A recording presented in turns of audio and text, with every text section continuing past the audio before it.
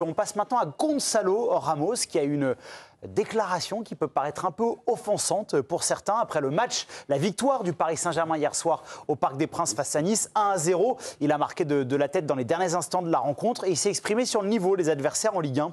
En Ligue 1, ils ont 11 gardiens. Il parle des équipes adverses, alors qu'en Ligue des Champions, ils nous regardent dans les yeux. Alors est-ce que c'est une déclaration déplacée ? 4 chroniqueurs ne sont pas d'accord dans l'équipe du soir. C'est un nouveau super duel. Président, vous pouvez... Vamos. Allez, à l'attaque. J'ai cru reconnaître la voix de Kylian Mbappé qui dit Vamos à chaque fois qu'il marque un but. Quelle imitation, président? Rien du tout, Kylian, tout va bien, vous êtes en forme. Je ne dis rien sur vous. Régis et Johan trouvent que c'est déplacé. Qui commence? Régis. C'est Régis. Il est bavard. Comme il a un véritable projet sur la table. Donc, il a tout. Je pense que je pourrais même lui laisser la minute. Non, pas Mais vous allez peut-être commencer. la minute là, pour convaincre. Non. Donc Régis, vous commencez. Et en face de vous, c'est un super duel royal, puisque la gauche est opposée à la droite. Arnaud, Ludo, qui commence? Il n'a pas beaucoup parlé, le pauvre, sur le dernier. Il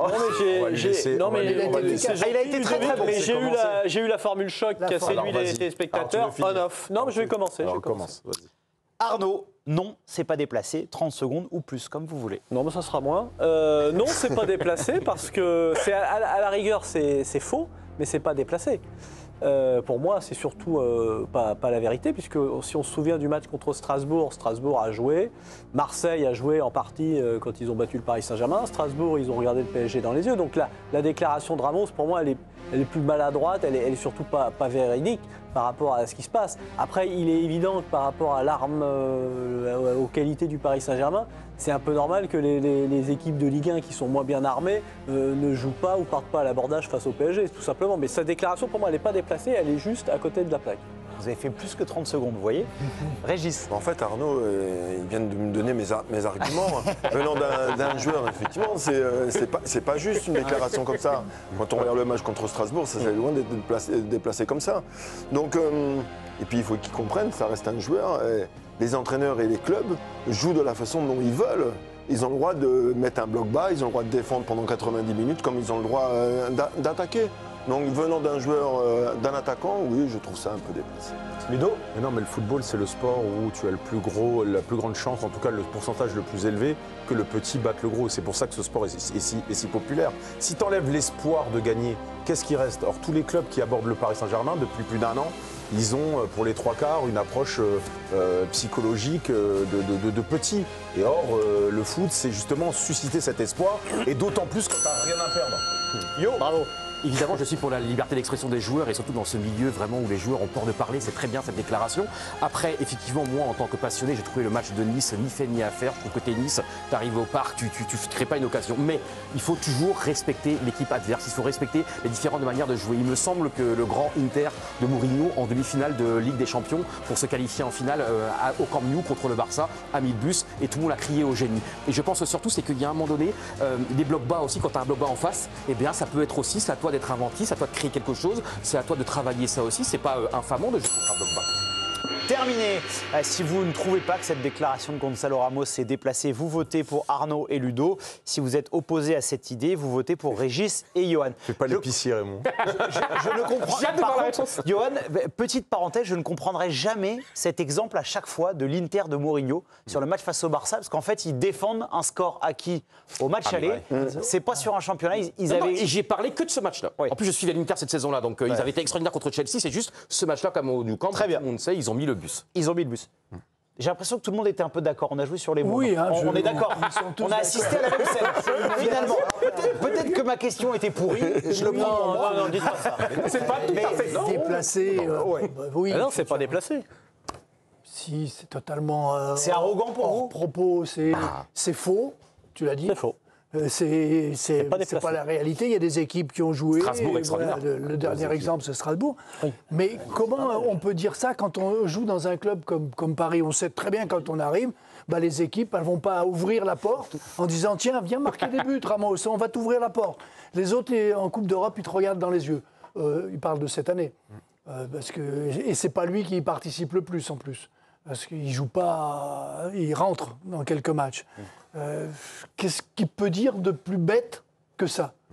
Je vois pas. Bon, elle vous a pas plu cette déclaration. non, On va écouter. Mais elle est bête, elle n'a pas de sens. On va écouter la réponse de Franquès, puisque bon, indirectement, il s'en est pris au style de jeu de l'OGC Nice. Écoutez ce qu'a dit le technicien français. Bah, je peux comprendre, c'est parce que je préférais marquer 4-5 buts. On fait avec nos possibilités, avec nos forces. Si on vient à Paris et puis je dis les gars, tout le monde devant, on met un bloc sur 60 mètres, bah, au bout d'un quart d'heure, le match il est terminé. Bien sûr qu'on aimerait, et j'ai vécu des matchs ici avec un peu plus de possibilités, un peu plus de... Mais chaque année, chaque moment de la saison, chaque groupe, l'objectif d'un entraîneur, c'est d'essayer de l'optimiser et de faire des résultats. On est venu pour essayer de poser des problèmes à Paris, avec nos forces, certainement avec nos manques, je le sais. Bon, ce qui est génial avec Franquès, on pourrait l'écouter des heures. Bon, là, on a coupé au montage, mais sa conférence de presse, comme toujours, était remarquable. La meilleure tactique pour aller embêter le PSG, c'est quoi pour vous, Ludo?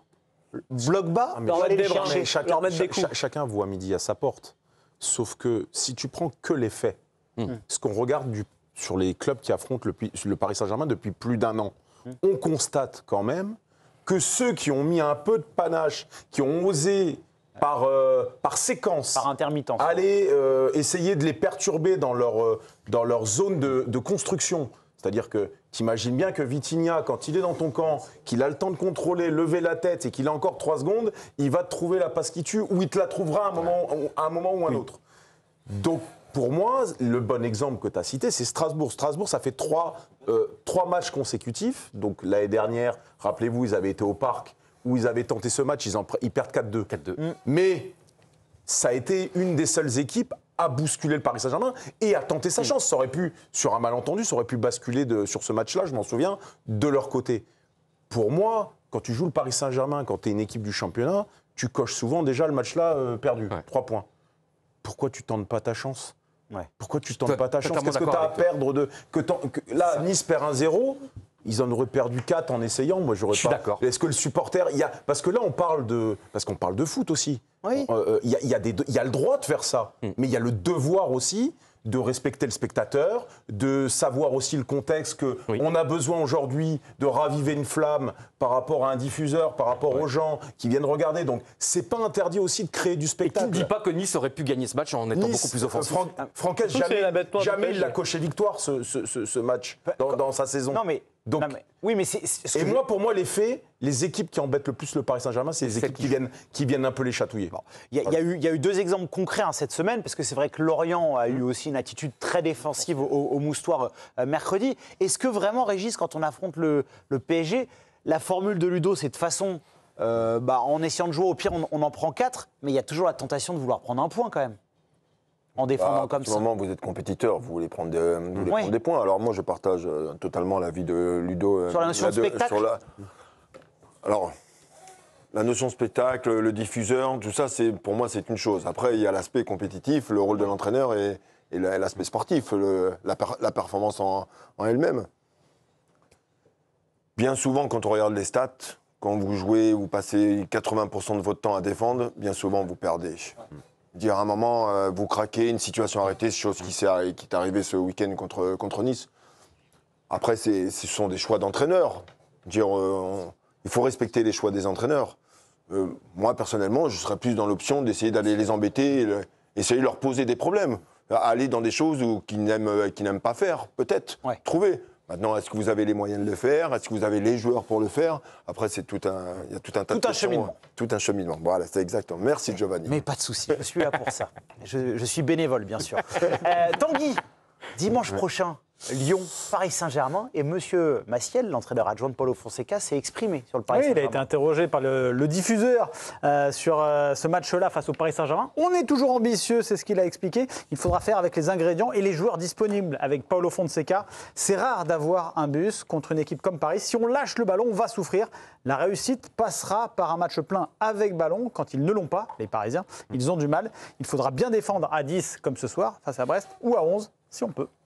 Si on peut rester à 11. Le résultat de ce super duel est victoire de Ludo et Arnaud. Sans surprise.